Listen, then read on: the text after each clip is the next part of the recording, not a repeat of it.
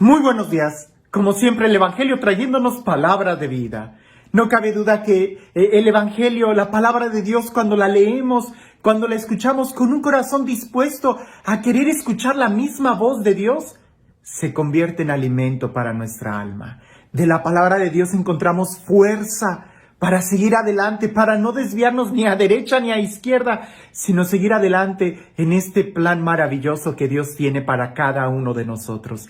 Que seamos felices, que disfrutemos su amor, que vivamos en su presencia. En este tiempo de Adviento, donde nos estamos preparando para recibir a Jesús en su segunda venida, pero también para celebrar la Navidad. Y lo voy a decir y lo he dicho una y otra vez, nosotros no celebramos fechas. Lo que celebramos es un acontecimiento y como nos queremos preparar para este acontecimiento, le tenemos que poner una fecha. Pero el acontecimiento es que Dios se hace hombre. Dios se encarna. ¿Para qué? Para hablarnos directamente nuestro idioma. ¿Para qué? Para poder salvarnos, para enseñarnos el camino, para poder pronunciar su palabra directamente a nuestros corazones. El día de hoy en el Evangelio no lo voy a leer por dos razones. Una, porque si lo leo, creo que corro el riesgo de detenerme en el primer renglón y empezar a explicar cada nombre, lo que significa el nombre que ahí está. En el Evangelio el día de hoy es la genealogía de Jesús, es decir, nos va a describir quiénes son los que están en la línea de las generaciones de Jesús, sus antepasados.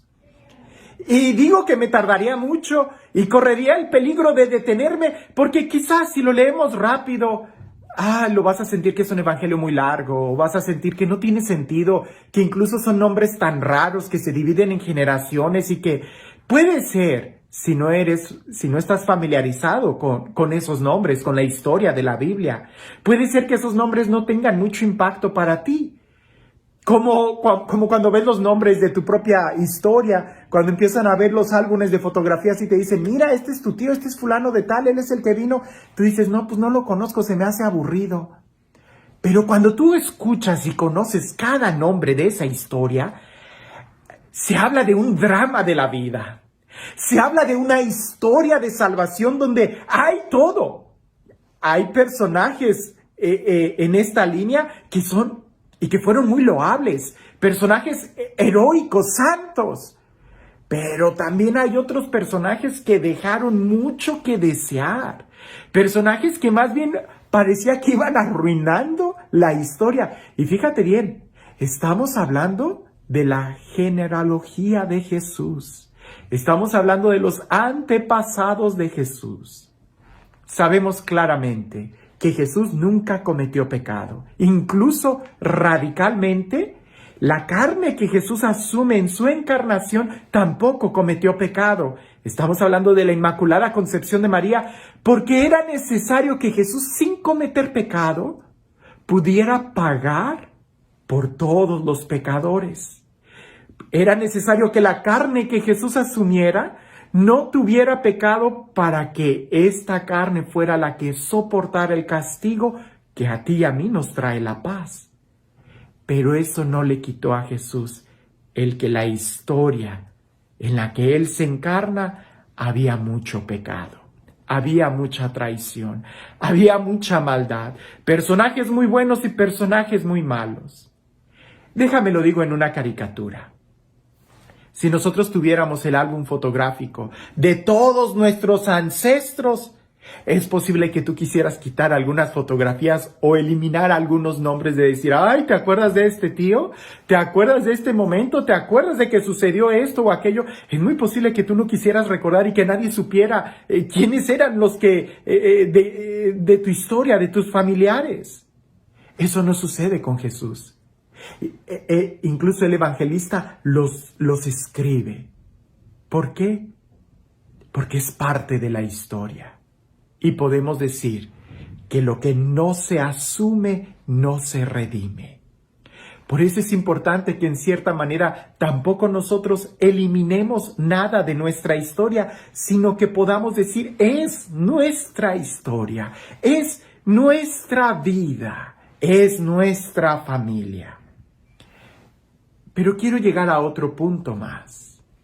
Porque a veces nosotros malinterpretamos y pensamos que lo que hicieron nuestros familiares es nuestra culpa. Y no es así. O peor aún, que lo que hicieron nuestros padres o abuelos nos limita el día de hoy. Y tampoco eso es cierto. Es verdad que lo que hay en nuestra historia puede de una u otra manera tener influencia en nosotros. Eso sí es verdad. Por ejemplo, aquello que dicen, hijo de tigre, pintito. Aquello que dicen, de tal palo, tal astilla. O sea, es cierto. La familia y la forma en cómo vive tu familia puede influir en ti. Pero ojo, jamás te va a determinar. Son tus propias decisiones las que marcan el rumbo de tu vida. Y eso lo vemos claramente en la historia de Jesús, en la historia de Él, que es santo. A pesar de que en su historia, de sus ancestros, hay luces y sombras, esas sombras no fueron capaces de opacar la luz que Él iba a mostrar. A pesar de que en la historia de la vida de Jesús, de los ancestros de Jesús, hay muchas limitaciones, traiciones, hay maldad, hay pecado, eso jamás limitó a Jesús. Al contrario, pareciese que Jesús asume toda la historia para Él poder redimirla. ¿Cuántas veces no vienen conmigo personas y me dicen, Padre, es que cuando yo era niño, mi papá, mi mamá abusó de mí, me golpearon, no me mostraron amor, no me mostraron cariño, y ahora por eso yo soy de esta manera, todo hosco, guardo tanto rencor? Ay, yo los dejo hablar y después les digo, respira profundo. Qué bueno que te das cuenta. Qué bueno que te das cuenta y eres capaz de asumir tu historia. Porque es triste cuando alguien quiere borrar de su historia algunas situaciones. No, qué bueno. Pero qué malo que te engañes creyendo que eso tiene poder sobre ti. Que eso te limita. Que eso te determina. No, no es así. Tú tienes la libertad y la capacidad de decidir qué hacer con esa historia. Si tú quieres continuar en una línea de maldad o en ti, eso se detiene y tomas la decisión de cambiar. Porque es cierto que la historia puede tener influencia sobre ti.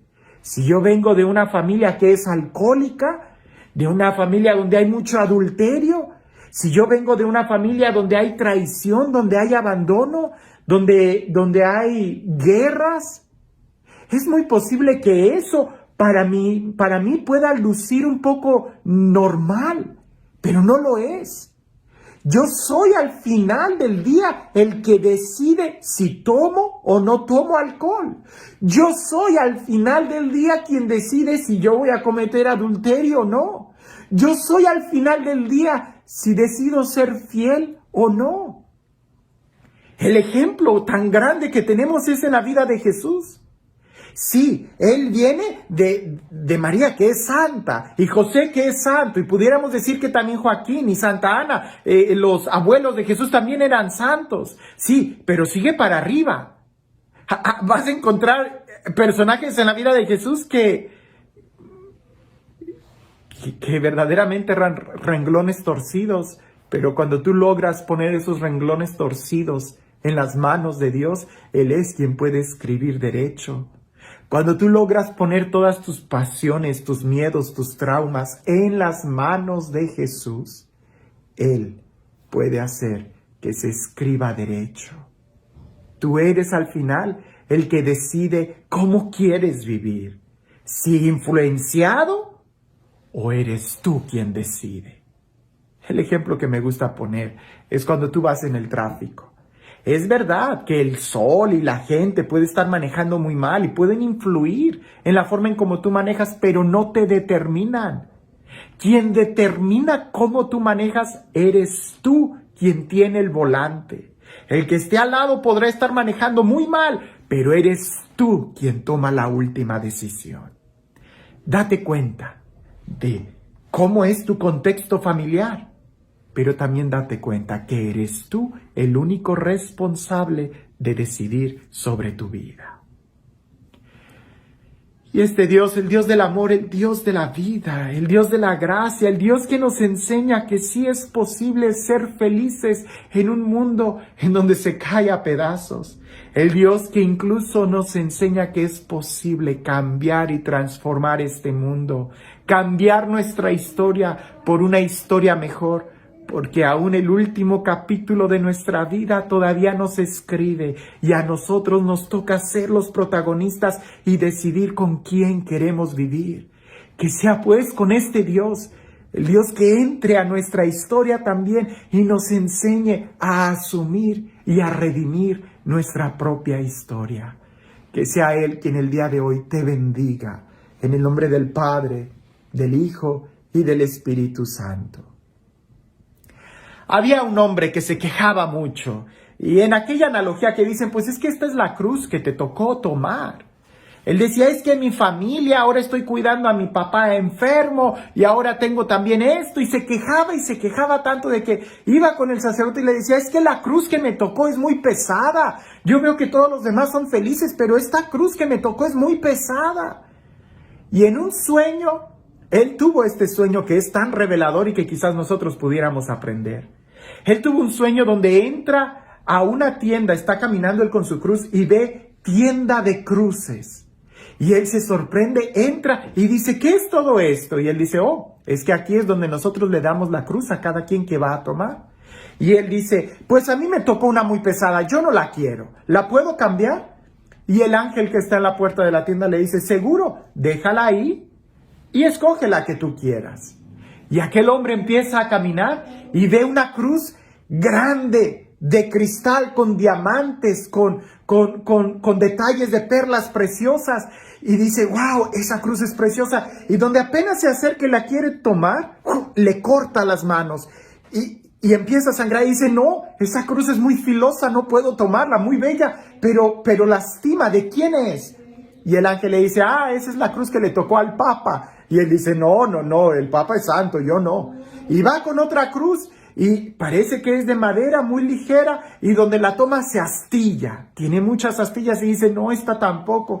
Y así va con cada cruz, una de bronce que termina siendo muy pesada. Otra que parece que es muy ligera, pareciese que fuera como algodón y dice, esta sí la cargo, pero cuando se moja se pone muy pesada. Y total, que al final agarra una cruz y dice, sí, yo creo que esta sí puedo cargarla. Entonces la voy a cambiar. Y se acerca al ángel y dice, me llevo esta.